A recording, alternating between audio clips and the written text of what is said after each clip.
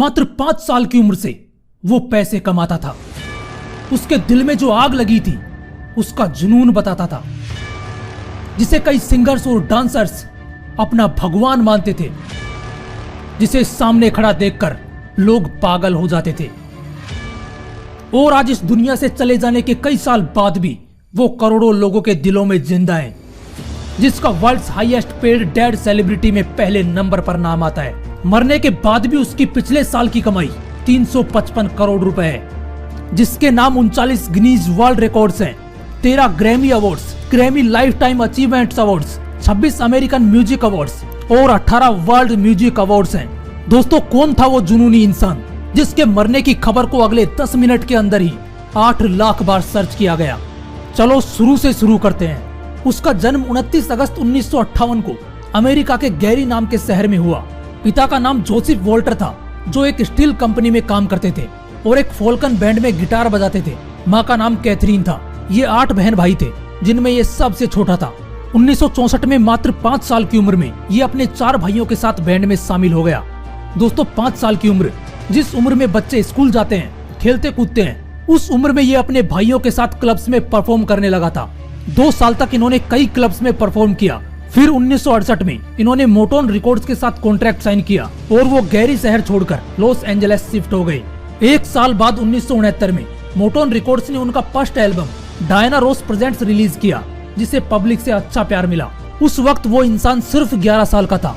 दोस्तों, 25 साल की उम्र में आने के बाद भी लोग कंफ्यूज रहते हैं कि आगे करना क्या है, लेकिन उसका विजन क्लियर था। उन्होंने 1970 में ABC नाम का एक और एल्बम रिलीज किया, जिसका I want you back song release होते ही इतना हिट हुआ कि सिर्फ 1 हफ्ते के अंदर ही बिलबोर्ड की हॉट 100 में नंबर 1 पोजीशन पर आ गया। उसके बाद ये हर जगह छाने लगे। इस बंदे की डांस मूव्स के लोग दीवाने होने लगे।